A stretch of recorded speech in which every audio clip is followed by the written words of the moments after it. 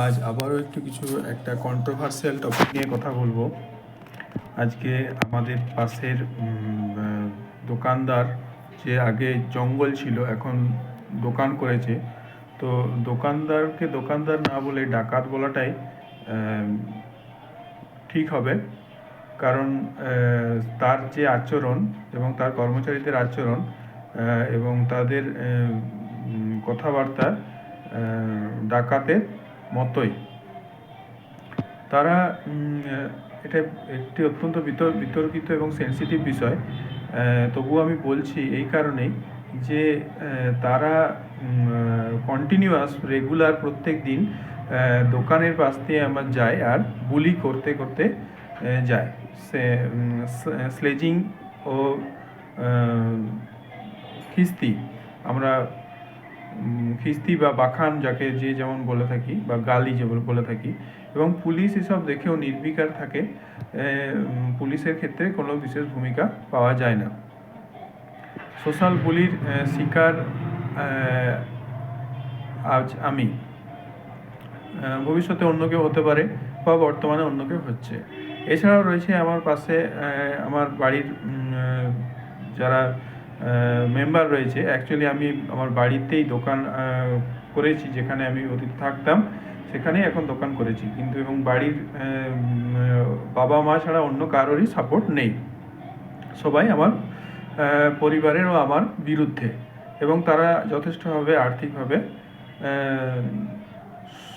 শক্ত সবল, এবং তাদের আমার যে কাকা, মানে বাবার কাকার ছেলে, সে তার বেতন মাসে প্রায় 1.5 লক্ষ টাকার উপরে, এবং সে বাইরে থাকে বর্তমানে, প্রশাসনিক দপ্তরে কর্মরত, এবং তার যে বাবা মায়ের মোটেও আমাদের প্রতি সুনজর নেই। তারা কোনোদিনও আমাদের ভালো দেখতে চায়নি এবং বর্তমানেও চায় না। তারা অত্যন্ত স্বার্থকেন্দ্রিক, স্বার্থবাদী এবং স্বার্থপর, মানে স্বার্থ ছাড়া তারা কিচ্ছু বোঝে না।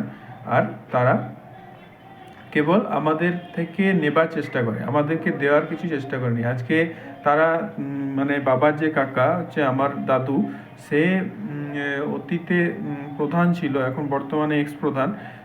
তো তার অবদানও, তার জন্য আমি শুনেছি তার জন্য বাবারও একটা বড় ভূমিকা রয়েছে।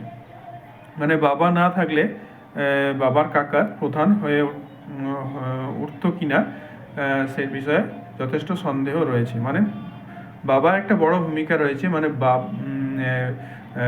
বাবাও একজন বড় রাজনৈতিক ব্যক্তিত্বের মতো ছিল, কিন্তু বাবা আমাদের প্রতি বড়, একমাত্র আমার দাদার প্রতি হৃদয়শীল, এবং আমাদের বর্তমানে আমাদের তিনজনের প্রতি সমান হৃদয় দায়িত্ববান রয়েছে। কিন্তু ব্যাপার হচ্ছে যে এখন সোশ্যাল বুলি বর্তমানে আমার এরিয়াতে এতটাই বেড়ে উঠেছে যে এটা একটা রাজনৈতিক প্রচার হয়ে উঠেছে, যে এই ছেলে হয়তো আমাকে হয়তো জানি না কীভাবে কোন ফরম্যাটে এদের কাজ চলে। এটা একটা অত্যন্ত অসামাজিক প্রক্রিয়া। এর মূলে যারা যারা রয়েছে, আমি যদি ভবিষ্যতে না থাকি তো আমি এটা বলে যাচ্ছি, এটা হয়তো একটা অত্যন্ত সেন্সিটিভ ম্যাটার, হয়তো কাউকে দোষারোপের দিক আঙুল তুলে দিতে পারে। তো বর্তমানে আমার বৌদিও জড়িত রয়েছে এই কাজে। আমার বৌদিও অত্যন্ত নিন্দা করতো। যারা ভালোবাসে, বাবা মা যারা তার বৌমাকে এত ভালোবাসে, তারা সেই বৌমা লোকের কাছে বদনাম করে, সেই বাবা মায়ের নিন্দা করে এবং অপপ্রচার, অপবাদ দেয়। তো এই একটা অপরিণত মস্তিষ্কের একটা ফলপ্রসূ একটা রয়েছে, এবং তার ছেলেদেরও উস্কানি দেয় তার দাদুর, তার মানে আমার বাবার, আমার মায়ের বিরুদ্ধাচরণ এবং অসৎ আচরণ, অসৎ মতলব, কুমতলব তাদের পোষণ করতে উৎসাহিত করে। এবং তার যে বন্ধুবান্ধব এলাকায় যে নতুন জুটিয়েছে, তাদের চোখ মুখ দেখলেও কিন্তু সেই অভিব্যক্তিটা প্রকাশ পাওয়া যায়। এই গেল বৌদির ক্যারেক্টার। তো বৌদি একটি অত্যন্ত থার্ড ক্লাস যাকে বলে, দেখতে সুন্দর যতটাই, তার মনটা ততটাই নোংরা। তার ফিগার যতটাই সেক্সি, তার যতটাই সুন্দর রেখেছে, তার মনটা কিন্তু ততটাই কুরুচিকর, ততটাই ছোট, ততটাই নীচ এবং ততটাই হীন প্রকৃতির। আজকে আমি বলে যাচ্ছি এই কারণে যে ভবিষ্যতে হয়তো যদি আমি না থাকি, বা হয়তো আমি আমার হয়তো ইনফ্লুয়েন্স করে সবসময়, তো মেন্টালি এবং ফিজিক্যালি, মেন্টালি ইনফ্লুয়েন্স সবসময়তেই আছে, হয়তো আমি বলছি এরপরেও একটা নতুন কিছু চেঞ্জ করা হতে পারে। তো সেই জন্য আমি বলে রাখছি যে অ্যাকচুয়ালি আমার বাবা মা ছাড়া আমার ভালো কেউ চায় না, আমি আমার কথা বলছি। এবং আমার দাদু অত্যন্ত স্বার্থপর, যে বাবার কাকা, সেও স্বার্থ ছাড়া আর কিছুই বোঝে না, আমাদের কাছ থেকে কেবলই নিয়ে গেছে আমাদেরকে একটা জাস্ট মানে কাস্টমার, বা আমাদের যেমন বাড়ি রাজনীতি রাজমিস্ত্রি যেমন হয়, যে কাজ করিয়ে নেব কিন্তু পরিবর্তে কিছুই দেব না, এই প্রকৃতির মানুষ। কি করেছে বলতে গেলে কিছুই, আমি তো কাকা কাকা খুব ভালো, কাকা এবং পিসিরা কিন্তু আমাদের মানসিকতার প্রতি যত্নশীল। তার তারা শিক্ষিত, তারা লেখাপড়ায় শিক্ষিত, তারা মানবিকতার দিক থেকেও শিক্ষিত। কিন্তু আমার যে বাবার যে কাকিমা আছে, সে অত্যন্ত বিবেকহীন এবং অমানবিক, যেটা আমার মনে হয়, আমার যেটা অভিজ্ঞতা। এবং তারা সব সময় একটা স্বার্থকে ভর করে তারা ওই ব্যক্তি, ওই বাবার যে কাকিমা অ্যাকচুয়ালি সেই সমস্ত মানে নষ্টের গোড়া যাকে বলে। তো একটা পারিবারিক বিবাদ সব পরিবারই থাকে, কিন্তু সেরকম আমাদেরও রয়েছে। কিন্তু এই ধ্বংসের যে মানে আমাদের যে আজকে এত অধঃপতন, আজকে তার জন্য বাবার কাকিমা এবং কাকা অনেকাংশে দায়ী। তারা নিজেদের ছেলেদেরকে কলকাতায় শিখিয়েছে, আমার পড়ার সময়তে বাড়ি ভাড়া করে বাড়ি ভাড়ার টাকা তারা আত্মসাৎ করত। আর আমাদেরকে মানে যখন এইচএসে পড়তাম, তখন 11-12-এ একটা ভাইটাল মানে জীবন গড়ার একটা সময়ে, তখন আমাদেরকে রুম থেকে বার করে দিয়েছিল। এবং পিসির সেই সময় একটি ছেলে হয়েছিল। তো সেই আমার পরীক্ষার সময়ে আমার কাকার বিয়ে দেওয়া হয়েছে, মানে পরীক্ষার সময় পড়তে দেওয়া হয়নি আমার এইচএসের পরীক্ষার সময়। এছাড়া এগুলো তো রয়েছে, পরন্তু আমাকে পাগল প্রমাণ করার চেষ্টা করা হয়েছে, জোর করে পাগলা গারদে পাঠানোর চেষ্টা করা হয়েছে। এটার মূল যে হোতা, সেই বৌদি আর বাবার কাকিমা। তো মেয়েদের মন যে কতটা নৃশংস এবং কতটা নিষ্ঠুর, কতটা ছোট, কতটা নিকৃষ্ট মানের হয়, তো এই দুইজন ব্যক্তিকে দেখে খুব ভালোভাবে বোঝা যায়। এবং আমি যেটা দেখতে পেয়েছি, আমার মায়ের মধ্যে কিন্তু সেইভাবে কিছুই দেখতে পাইনি। মায়ের মধ্যে রাগ দেখতে পেয়েছি এবং মায়ের মধ্যে সরলতা দেখতে পেয়েছি। আর এছাড়া আমি মায়ের মধ্যে কিছু দেখতে পাইনি। এই তো গেলো পরিবারে। এরপরে রয়েছে পাশে যে লক্ষণ দাসের জায়গা। তো লক্ষণ দাসের যে ভাড়াটে এসেছে, তার নাম দেবপ্রসাদ দাস, সে তার অরিজিনাল নামকে লুকিয়ে রেখেছে এবং সে বলে তার ডাক নাম নাকি পরিমল।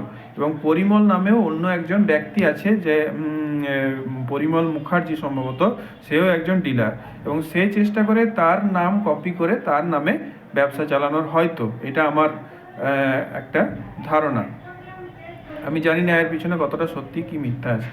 তো তার নাম দেবপ্রসাদ হলেও দেবপ্রসাদ বলে কেউ তাকে ডাকে না, তাকে পরিমল বলে ডাকে। এবং সে একটি ক্যারেক্টারের দিক থেকে অত্যন্ত নিকৃষ্ট মানের এবং ক্ষতিকারক একটি চরিত্র। তা সে ক্ষতিকারক একটি লোক।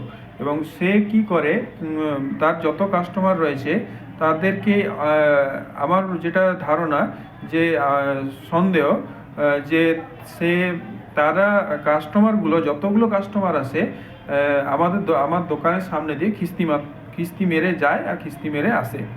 যাওয়ার সময় খিস্তি মেরে যায়, আর দোকান থেকে ফিরে যাওয়ার সময় খিস্তি মেরে যায়। তো এইটার পিছনে আমার সন্দেহ যে পরিমল দাস মানে দেবপ্রসাদ দাস অনেকাংশে দায়ী রয়েছে। দেবপ্রসাদ দাসই মূল দায়ী। এছাড়াও তাদের যে ব্যবসায়িক যে ইউনিয়ন রয়েছে, তাদের ইউনিয়নের ব্যক্তিরাও এর পিছনে অনেকেই জড়িত থাকতে পারে, আমার সন্দেহ। তো আমি হয়তো এটা বলছি, এটা বলার পরেও হয়তো অনেক কিছু দিনের জন্য পরিবর্তন হতে পারে, কিন্তু আমি এই ভিডিওটি আপলোড করে রাখবো। যদি প্রয়োজনে কেউ চাইলে দেখতে পারে। কিন্তু আমি যেটা অনেক দিন ধরেই আমার এই পর্যবেক্ষণ, আমার এই অবজারভেশন আমি ফলো করেছি। বর্তমানে আমার বাড়ির পাশে একজন থানার যে আইসি, মানে ইন্সপেক্টর ইনচার্জ, মানে সার্কেল ইন্সপেক্টরও বলা হয়, তিনি ভাড়া এসেছেন। তো পাশের বাড়িটি বিক্রি হয়েছে খুব বড় অ্যামাউন্টে, 1 কোটি টাকার উপরে শুনেছি। কতটা সত্যি কি মিথ্যা আমার এগুলো যাচাই আমি করিনি, শুনেছি যতটা শোনা কথা। তো পুলিশের চোখের ডগাতেই সব কিছু হচ্ছে, কিন্তু পুলিশ এতে নির্বিকার। কারণ পুলিশেরও ক্ষমতা নেই এদেরকে, এই পিশাচগুলোকে সঠিক শিক্ষা দেবার। এদের বয়স এতটাই বেড়ে উঠেছে, মানে আমার বয়স 35 আর এদের বয়স আমার থেকে প্রায় 15-20 বছরের থেকে আরও এক্সট্রা। এবং এরা এতটাই পৈশাচিক, এতটাই রাক্ষস দানব হয়ে উঠেছে যে এরা কাউকেই পরোয়া করে না। এবং আমিও যেটা খবরে দেখছি ইদানিং, যে এই ধরনের ঘটনা কিন্তু ঘটে চলেছে। এবং আমার দাদু যেহেতু প্রধান ছিল, এবং আমার বাবাও একজন বড় রাজনৈতিক ব্যক্তিত্ব, দাদু বলতে বাবার কাকা। তো বাবার কাকার প্রধান হওয়ার পিছনে বাবার এবং আমার পিসি যে সরকারি চাকরি করে তার পিছনেও বাবার একটা বড় অবদান রয়েছে। এবং আমার কাকা যে চাকরি করছে তার পিছনেও কিন্তু বাবার খুব বড় ভূমিকা রয়েছে। বাবা না থাকলে তারা কেউ চাকরি করতে পারতো না, তারা চাকরিতে কেউ ঢুকতে সুযোগ পেত না। এবং বাবার যে শিক্ষাগত যোগ্যতা আমাদের তখনকার তুলনায় অনেকটাই বেশি। বাবা অন্য জায়গায় পড়াশোনা করতো, হোস্টেলে। তো সেই প্রসঙ্গে, সেইটা তো বাড়ির প্রসঙ্গ। আর এই একটা বাইরের একটা প্রসঙ্গ যেটা অত্যন্ত ডিস্টারবেন্সের কারণ হয়ে উঠেছে, যার কারণে আমি ভিডিওটি বানালাম। এটা একটা অপরাধের দিকে ব্যাপারটা এগোচ্ছে। এবং পুলিশের কাজ আমার যেটা মনে হয় বর্তমানে, যে মিডিয়াগুলো থেকে যেটা আমি আমার যেটা কনসেপ্ট, যেটা আমার ধারণা, যে পুলিশ যেগুলো মিডিয়াতে শুনতে পাচ্ছি এবং যেটা আমার মনে হচ্ছে দেখে, যে পুলিশ তো কেবল ব্যবসা করার জন্য বসে আছে। আজকে আমাদের যে রাস্তাটা, যে এত বড় রাস্তাটা হলো না, তার জন্য যেটা আমি বুঝতে পারছি যে পুলিশ অনেকাংশে দায়ী। কারণ কেস করে রাস্তাটাকে বন্ধ করা হয়েছে, এবং পুলিশ বাই ফোর্স সেই রাস্তা না হবার জন্য ফোর্সফুলি সেই রাস্তাকে বন্ধ করেছে। মানে একটা সরকারি প্রজেক্টকে সরকারি ফোর্স দিয়ে বন্ধ করাচ্ছে। এবং সেক্ষেত্রে পুলিশের একটা বড় একটা রোল দেখতে পাই আমরা। এবং এখন বর্তমানে পুলিশ এখন সর্বোচ্চ ক্ষমতার অধিকারী। রাজনীতির উপরে পুলিশ, এবং পুলিশ অস্ত্র, ক্ষমতা সব কিছুই দখলে আছে, এবং এটাই হওয়া উচিত। কারণ একজন তো শক্তিশালী না হলে সমাজকে নিয়ন্ত্রণ করা খুবই, আজকে যন্ত্রের যুগে সমাজকে নিয়ন্ত্রণ করা খুবই কষ্টকর, অসম্ভব ব্যাপার। এই রকম একটা পরিস্থিতিতে আমার প্রয়োজন মনে করলাম ভিডিওটি বানানোর। এবং ভবিষ্যতে যদি আমার কিছু হয়, তার জন্য এটি বানিয়ে রাখলাম। এছাড়াও রয়েছে আমাদের বাড়ির পাশে প্রশান্ত দাস, সেও রেগুলার যায় আর আসে, আর খিস্তি মারে, স্ল্যাং দেয়, ডিস্টারবেন্স, অ্যানোয়িং, বুলি, যাকে সোশ্যাল বুলি বলে, উত্ত্যক্ত করা। ইন্টারনেটে সার্চ করলেই দেখতে পাবেন বুলি, সোশ্যাল বুলি। এবং এটা ক্রাইম, এটা একটা এই ক্রাইম রেগুলার করে। এছাড়াও তার পাশে আমার রয়েছে লক্ষণ দাসের জায়গায় থাকে রকি পাল, মানে রাকেশ পাল। তার যে ছাত্ররা রেগুলার বুলি করতে করতে যায়, বললে কিছুদিন বন্ধ থাকে, তারপরে আবার শুরু হয়। তো এটার প্রতিও সম্পূর্ণ নির্বিকার হয়ে আছে তার রাকেশ পাল। তার ছাত্ররা যেভাবে বুলি করে সেটাও অত্যন্ত মানে বিরক্তিকর এবং অত্যন্ত নিন্দনীয় এবং অত্যন্ত অস্বস্তিকর এবং ডিস্টার্বিংস, অ্যানোয়িং, বিরক্তিকর হয়ে ওঠে। এবং এগুলোকে মদত দেয় এই দেবপ্রসাদ দাস ওরফে পরিমল, ওই ব্যক্তিটি। তার যত কাস্টমার আছে তারাও ঠিক সেই রকমই বিহেভ করে। আজ থেকে 2018 সালের আগে যখন বাড়িটি হয়নি তখনও বাড়িতে যথেষ্ট শান্তি ছিল। সেখানে যেমনই পরিস্থিতি থাক, বাড়িতে অশান্তি থাকলেও এই পরিস্থিতিটা আমাকে ভোগ করতে হয়নি। এবং মাঝে মধ্যে এমন তারা মানে উস্কানিমূলক কথা বলে যে মনের মধ্যে রাগ হয়, হিংসা হয়, মনে হয় মানে মরেই দিই বা মরবো যখন মেরে মরবো, এইরকম টাইপের মেন্টালিটি সৃষ্টি হয়। তো আমি যদি বিপদ কিছু না হয় সেই জন্য বিপদ কিছু হলে যাতে তার জন্য যে করণীয়, তো তার মধ্যে মনে করলাম যে আমার নিজস্ব বক্তব্য রাখা অত্যন্ত প্রয়োজন, তাই আমি ভিডিও বানিয়ে রাখলাম। ধন্যবাদ। প্রয়োজনে এই বিষয়ে আমি আরও বিশদে বলবো। তো আমার কতগুলো ব্যক্তির নাম আমি বলছি, তারা অত্যন্ত বদমাইশ, শয়তান এবং তারা আমার মোটেও ভালো চায় না। তো তারা হলো দেবপ্রসাদ দাস, লক্ষণ দাসের বাড়িতে ভাড়া আছে যে, এবং দেবপ্রসাদ দাসের যে প্রত্যেকটি কাস্টমার তারা বুলি করে, দেবপ্রসাদ দাস বুলি করে, এবং তারা খুব আনন্দের সহকারে দেখেছি এটা তাদের কাজটা করতে থাকে, এবং মানসিক বিকার আছে এটা আমার যেটা মনে হয়। আর তার কর্মচারী হচ্ছে যোগু। তাদের লাইনে যত মুদির দোকান আছে, তাদের ছাত্ররা রাকেশের যত ছাত্র আছে, তারা ওই সব রাস্তায় দাঁড়িয়ে থাকে। আর দুনিয়ার আমাকে সহ, এবং আমি অনেক লোককেই দেখেছি এরকম করতে, তাদেরকে এই সব কাজ, এবং পুলিশ এগুলো পুরো খোঁড়া পঙ্গু অবস্থায় পুলিশ এগুলো সহ্য করে যাচ্ছে। পুলিশের কোনো ভূমিকাই নেই, পুলিশ কেবল ট্রাফিক সামলাতেই ব্যস্ত। পুলিশের এই সব জায়গাতে বর্তমানে কোনো ভূমিকা দেখতে পাওয়া যাচ্ছে না। যদিও পুলিশ সত্যি খুব অ্যাক্টিভ এবং পুলিশের কাজ প্রশংসনীয় হলেও এই জায়গাতে পুলিশের কাজ মোটেও প্রশংসনীয় নয়, এবং পুলিশকে এগুলো আরও অ্যাক্টিভলি হ্যান্ডেল করা প্রয়োজন। এবং পাশাপাশি আমার বাড়িতে আমার বৌদি, সেও আমার মোটেও, বৌদি এবং আমার দাদা মোটেও আমার ফরে নয়, তারা আমার এগেনস্টে, তারা মোটেও আমার ভালো চায় না। তারা অত্যন্ত ছোটোর থেকেই দেখে আসছি অত্যন্ত হিংস্র এবং হিংসুটে প্রকৃতির, এবং তারা নিজেদের ছাড়া অন্য কিছুই বোঝে না। এবং দিদির যে মানে আমরা দিদি বলি, বাবার কাকিমা, সেও খুব মানে রাজনীতি, তার বাবার কাকা রাজনীতিগত, তো তার সেই প্রভাবে সে বাড়ির উপরে সেই রাজনীতির ব্রেন ওয়াশিংয়ের খেলা খেলতে চায়। সবসময় একটা নিন্দার একটা আবহাওয়া, মায়ের বিরুদ্ধে নিন্দার একটা আবহাওয়া তৈরি করে রাখে, দিয়ে একটা নিচু একটা ভাব সৃষ্টি করা, তৈরি করে রাখার চেষ্টা করে। তো এটা আমি বলে রাখলাম আমার নিজের সুরক্ষার স্বার্থে, ভবিষ্যতে যদি প্রয়োজন হয় তো দেখবেন। ধন্যবাদ।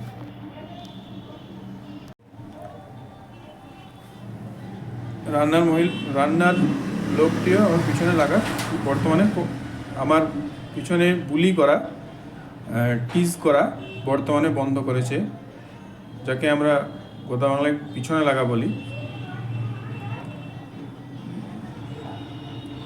গুরুচরণ পাল, শিলা পাল, আলো পাল, অতনু পাল, তার ছেলে অর্কতনু পাল, এবং ছোট্ট 2 বছরের বাচ্চা, তাকেও আমার পিছনে লাগিয়েছে।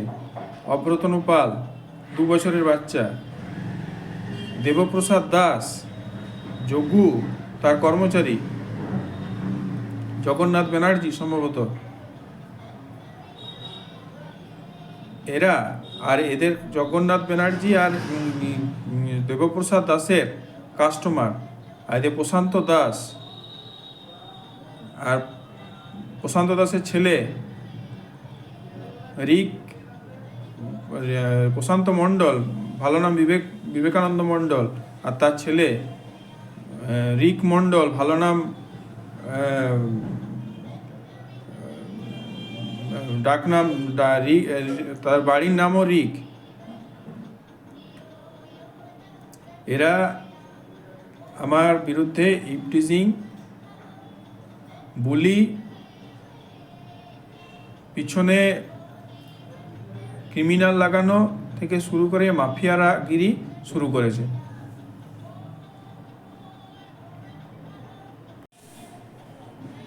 এই আলো পাল, যে সম্পর্কে আমার বৌদি, সে কলকাতায় আমার ছোট যে দাদা থাকে, আমার যে মেজো ভাই, তাকে পর্যন্ত উস্কানি দেয় আমার বিরুদ্ধে বিরুদ্ধাচারণ করার জন্য। তার বিরুদ্ধে সে একমাত্র সে আমাকে জানে আমি কেমন ছেলে, তাই একমাত্র আমাকে সাপোর্ট করে। আর তার নিজের ছেলে অর্ক আর দর্শ, এই অর্ক আর অভ্র, তাকে আমার পিছনে লাগিয়েছে আমার ক্ষতি করার জন্য। আলো পাল সম্পর্কে আমার বৌদি